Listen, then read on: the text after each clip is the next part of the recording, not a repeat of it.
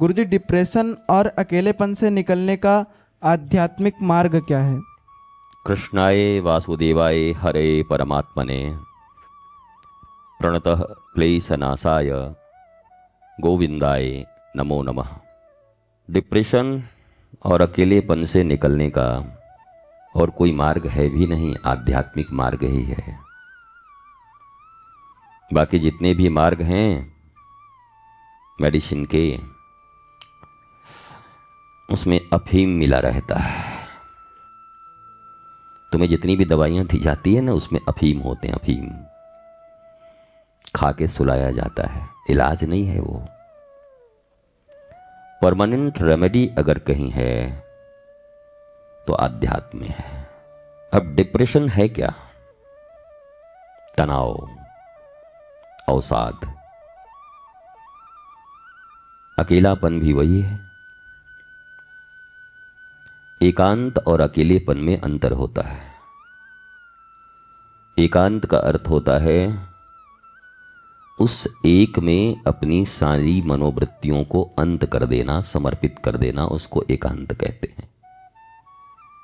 बहुत लोग एकांत का अर्थ समझते हैं हम तो एकांत हैं। एकांत बड़ी अच्छी चीज है, अर्थात आपको इतनी समझ आ गई कि उसी एक में सब कुछ सन्निहित है और उन्हीं के प्रति हमें डिवोटी रहना है, उन्हीं के प्रति हमें समर्पित रहना है। आध्यात्मिक मार्ग शाश्वत और नश्वर का ज्ञान है। क्या शाश्वत है जो सदा रहेगा, क्या नश्वर है जो भी इस क्षण है अगले क्षण मिट जाएगा। अगर ये ज्ञान तुम्हें पक्का हो जाए तो किसी नश्वर चीज के आने की न उतनी प्रसन्नता होगी और न उसके मिट जाने का तुम्हें उतना दुख होगा जिससे तुम तनाव या अवसाद में गिरो, डिप्रेशन में गिरो। तो जो मूल है वो यही है कि धर्म अधर्म, सत्य असत्य, शाश्वत नश्वर, न्याय अन्याय का ज्ञान हो जाना। और ये ज्ञान कैसे होगा? विवेक से होगा, बुद्धि से नहीं होगी। बुद्धि बड़ी खतरनाक है। दुनिया के जितने बुद्धिमान लोग हैं उनको देखो तो 2 किलोमीटर दूर भागना। ये जो सो कॉल्ड इंटेलेक्चुअल्स हैं, बुद्धिजीवी, ये बहुत खतरनाक लोग हैं। विवेकवान अगर कोई मिले, विवेकवान, तो उनके साथ मित्रता कर लेना, उनके चरणों में समर्पण कर देना। बुद्धि निर्णय नहीं कर पाती है कि जिस चीज के लिए वो जुगाड़ बना रही है पाने को, वो उसका नाश करेगी या उसका मंगल करेगी। बुद्धि को इतना पता नहीं होता है। बुद्धि को सिर्फ इतना आता है कि फ्रिज के अंदर में चॉकलेट रखा हुआ है तो चुरा के कैसे खा जाऊं, उतना ही जानता है। उसके ऊपर का ज्ञान उसे नहीं है। विवेक निर्णय करता है कि ये छोटी सी चोरी मेरे लिए ठीक होगी या नहीं, चोरी की वृत्ति मेरे भीतर में आएगी, मेरा अभ्यास खराब होगा, ये कर्म मुझे नहीं करना चाहिए। इसलिए बुद्धि के सदा ऊपर विवेक है। और विवेक मिलने का एक ही स्थान है जिसे मैं प्रातः, दोपहर, संध्या और रात्रि शयन के वक्त भी कहता हूँ, बिनु सत्संग विवेक न होई, राम कृपा बिनु सुलभ न सोई।